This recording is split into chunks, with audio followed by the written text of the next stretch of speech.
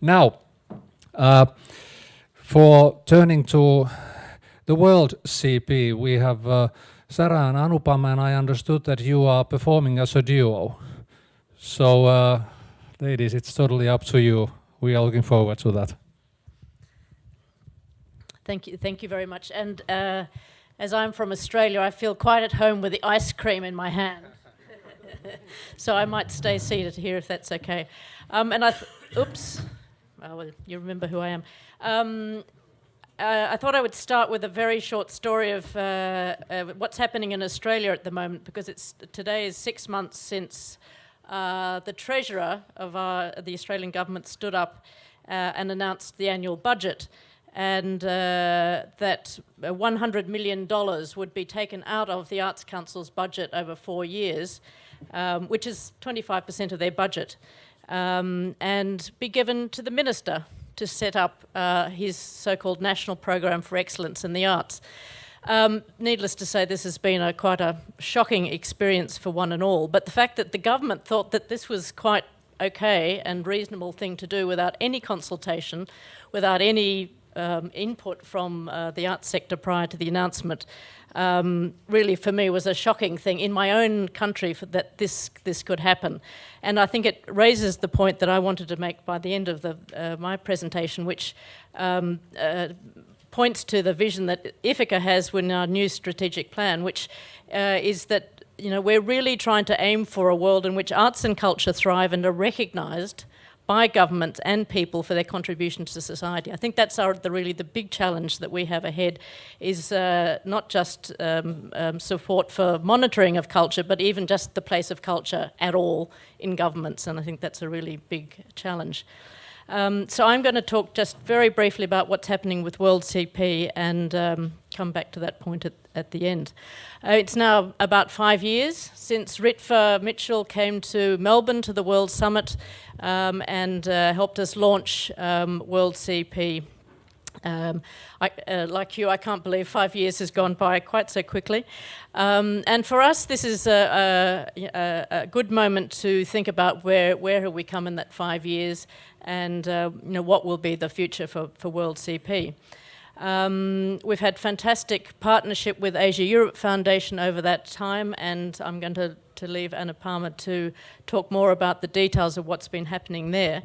But I personally would like to particularly welcome all the authors that have come halfway around the world to be in this Compendium meeting, and for the support of ASEF in bringing them here. We had a fantastic meeting yesterday, which I think really resonated with the spirit of what we've learnt from working with the Compendium about the community of practice, and I was very inspired by the commitment they have that is really taking forward, I think, what we've learnt from the Compendium in the time that we've been working together.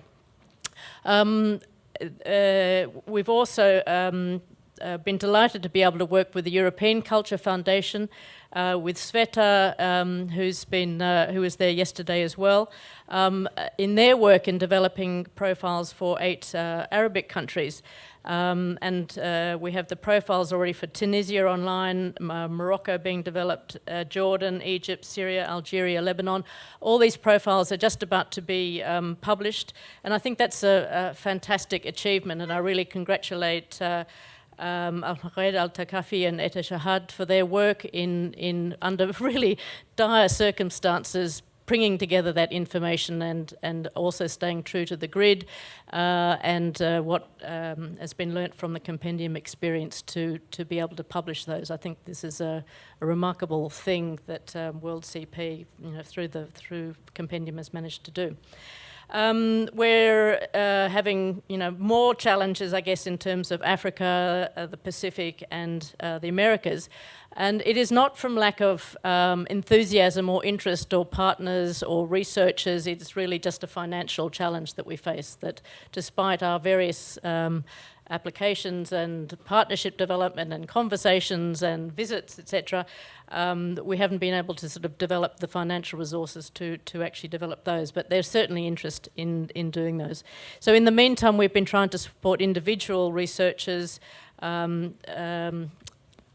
Kimo will remember the presentation by the author from Zimbabwe, who presented in Helsinki, and just the little stories that she told in trying to develop that profile and the impact that it had on the art sector and on the government really were inspirational.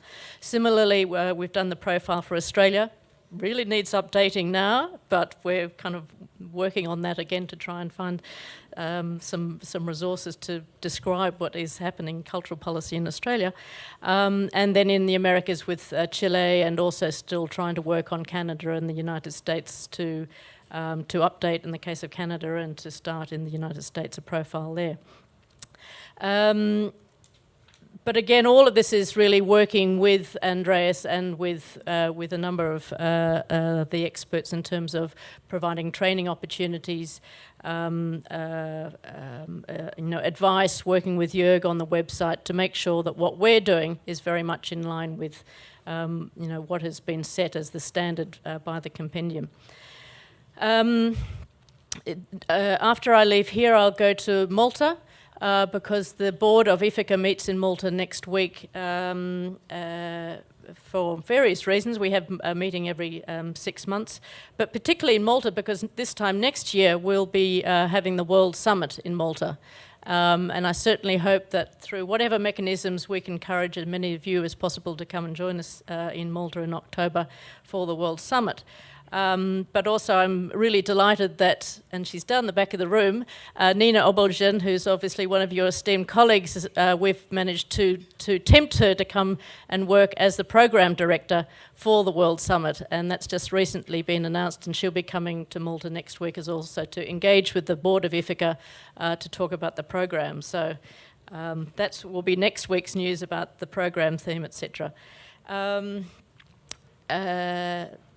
Also in the board meeting, we'll obviously look at the future status of WorldCP and just where we are now with the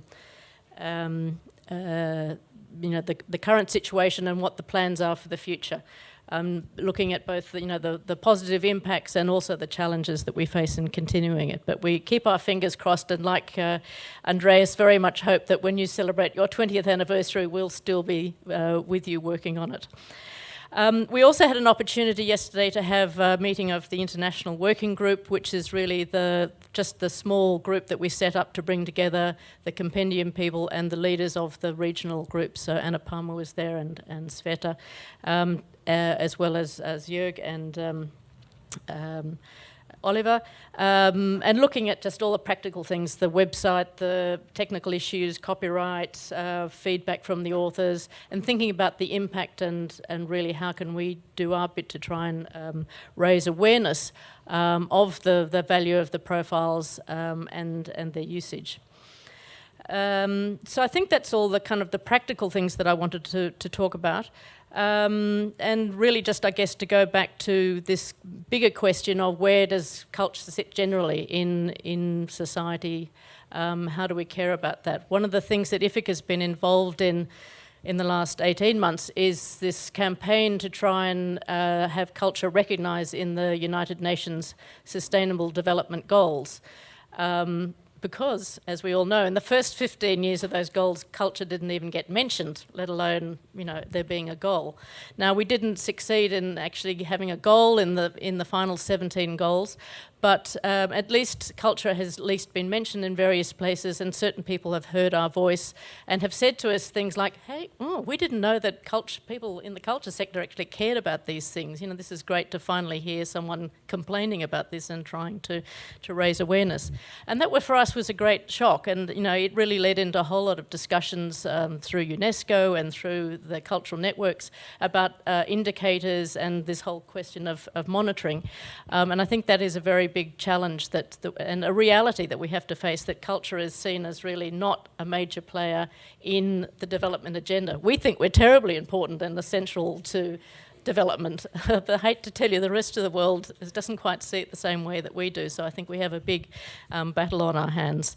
And just as an aside within my 10 minutes, I woke up one morning, was listening to the radio, and they were talking about the billions of dollars that are spent on looking at life the non-existence of life on planets, out in outer space. Literally billions of dollars are spent on collecting information and research, and I sit there with my head in my hands thinking, how can we not just raise a few $100,000 to look at research into our own life, into our own neighbourhoods, our own cultural life? There's somewhere we're going wrong here. We have to find some, new narrative, I think, something compelling, and it's behoved on us all, I think, to really address this challenge and to think about how we present the case for culture to our governments, not in a mendicant begging way, but to really say this is important, to present it in a way that people actually care about this. And if they care about culture, then they will care about the monitoring culture, and they will really be no holds barred on things like the Compendium or WorldCP to really be a valuable tool. So I guess I leave us all with that challenge, is to just think about how do we raise awareness of the value that the arts and that culture have to our societies. As I think you made a very good point at the end, that we need society's ownership and interest in this, and through the Compendium profiles, through the WorldCP profiles, hopefully we can draw attention to these issues, and that we have a longer term commitment to these issues overall. So I will now pass to Anupama Sekhar, who will tell you more about the exciting detail of what's happening in Asia. Thank you. Thank you, Sarah. Hello, everyone. As Sarah already mentioned, we in Asia have now reached what for us is a very important milestone, 5 years on our Asian Compendium journey. And our fellow travelers have been Andreas and Ritwa and Oliver and IFACCA. And when we first started out in 2011, we had to convince also our board and our management to get engaged in a project that is this long-term, because the results were not evident in year one. So it was a bit of an ambitious adventure, very much inspired by the European Compendium community, and with a very big dream to have all the country profiles for Asia commissioned, maybe over a 10-year period. So we are here now, 5 years down, and I'm kind of happy to report that 3 profiles have now been published. India, Korea, and Vietnam, published in 2013, and all of which will be updated next year. So it's already time for us to worry about the updates. And we've been having a bit of debates yesterday about how do we do the updating? Is the traditional annual update the right way to do it? Because if we do it that way, people are not going to return quite often to our website to read. So there was an idea that we should do live updates. As things change, we try to do quick updates. But if we're going to do that, who's going to be our Oliver sitting 24 hours in front of the computer making these updates? So we didn't arrive at a consensus. 4 more profiles in Asia have now been commissioned, and they are now being prepared. This is Cambodia, Philippines, Mongolia, and Singapore.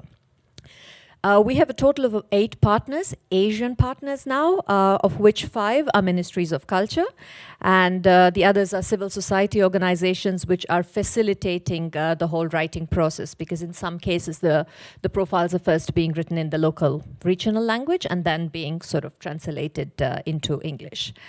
We set up, when we kick-started in 2011, in terms of structure, the position of a WorldCP Asia regional editor, Anmol Velani, who's with us here today and who will speak at the public forum tomorrow, to basically oversee the entire writing process and to have, to look at the various profiles and see that they are somewhat like standardized, and also to engage with the authors on a regular basis and help them through the process. I think it's been an interesting model, and what we want to do more is to have more face-to-face interactions between the regional editor and our authors right from the beginning of the writing process to when they complete, and then we move into the update. We have now a group of 18 authors in Asia. working at the national levels. 3 of them work alone, so they are independent sole authors of the profiles, and in 4 other countries it's an authorial team. And this is again something that has been interesting in our discussions yesterday. Initially we started off with the idea of the single author, and as we go along we feel that maybe it would be interesting to always have teams of authors because our areas of expertise are different. Also for sustainability, when one author, for example, in the case of Singapore, is now thinking of stepping back, where it's ground zero again. We have to start again. There's history is lost. So perhaps it's good. And also in terms of building capacities, because if we have a pool of capable authors, they could be then tapped on to write reports for UNESCO, to write other kind of national reports on arts and culture. And we've had 4 meetings so far. So this is something also that we try to do, very, very much inspired by what we have seen in Europe. The idea is not simply to commission and publish profiles, but the idea is to meet, to build informal networks of all our policy researchers. So we had 3 meetings in Asia since 2011, and we're very, very happy to have our first meeting here in Wroclaw of the Asian authors, and to also bring all of them here today to join this sort of the European community. And I really want to take just 1 minute to acknowledge everyone of the Asian Compendium family who's here today. Anmol Velani, our regional editor, Raghavendra Tenkalaya, one of our Indian authors, and I think the youngest member of the Asian Compendium family, Mr. Bu Huai Son from Vicas in Vietnam, Kivon Hong, our author for Korea, Francis Rutgert from Cambodian Living Arts, which is our facilitating organization in Cambodia, Corazon Elvina and Emily Tianco were the author and the country coordinator in the Philippines, Aruna Serenpil and Odgaral Odanchemit, who were from our facilitating organization, the Arts Council Mongolia. It would have been absolutely impossible without them. A couple of points relating to the topics we are discussing today. Why did we get started on this journey? Because we really felt that in Asia, for the kind of work that we were doing at IFACCA, at ASEF, which is really making regional international connections, there really was not enough relevant, regularly updated and publicly accessible information on arts and culture. And that was really our starting point, because some of the information we have unearthed in these 5 years is absolutely useful for us in just the work that we do. So it starts there, and then we look at the broader implications of how it can be used as a monitoring tool, etc. So that's really where we started. Another very, very interesting idea for us was that the whole idea of doing these profiles at the country level was also an opportunity for civil society, which our authors represent, to dialogue with the agencies responsible for culture at the government level. Because sometimes the opportunities for dialogue in Asia between the civil society and the government, well, it doesn't exist, it doesn't happen. It's so in a way for us, the 7 profiles that have been commissioned are also 7 different journeys of dialogue between the arts community, so to speak, and the ministries of culture. Interestingly for us, 5 agencies for culture are formal partners now in the WorldCP process. When I say formal partner, it means that they fully or partially fund the writing of the profile. And yesterday in our conversation, we actually debated whether it was really a good thing to receive national funding for the writing of the profiles. Because initially, when we kickstarted, it looked like a very exciting idea. It's the profile of the country. The country should contribute something. But we discussed yesterday that maybe it's better to have funding from a different source.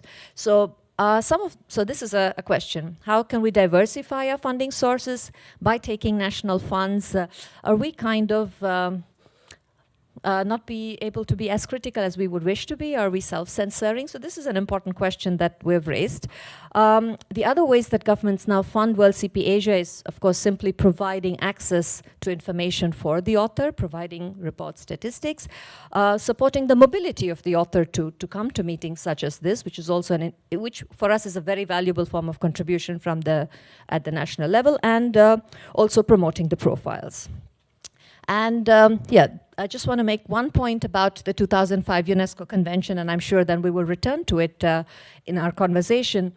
this is also something that was always at the back of our mind when we kick-started this journey, because reports have to be made by all the signatories, the member states, to UNESCO regarding the convention.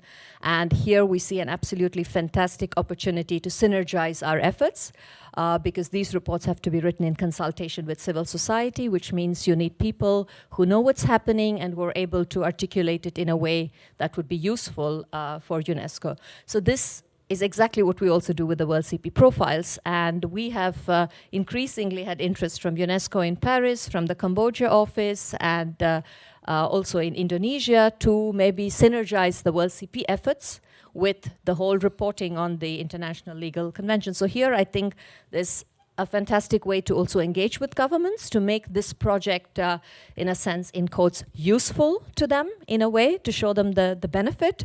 And perhaps in the conversation, Sarah will also talk more about specific cases where, as part of the UNESCO technical assistance in the preparation of these reports as WorldCP partners, how we can get engaged. So I will leave it here and then return the thing to Kemo. Thanks. And I'm sorry, I forgot to mention one thing, which was that both Anupama and I have been appointed as experts to the expert facility for the 2005 convention, together with our colleagues such as Vesna and Nina, meeting in Morocco early this year. So I forgot to mention that. Thank you. Okay, thanks for this. The one comment, which is that it may be that if we find extraterrestrial life, we will also find out that they understand what culture and all these symbolic meanings mean, how critical they are, and then we'll teach all of us. So, and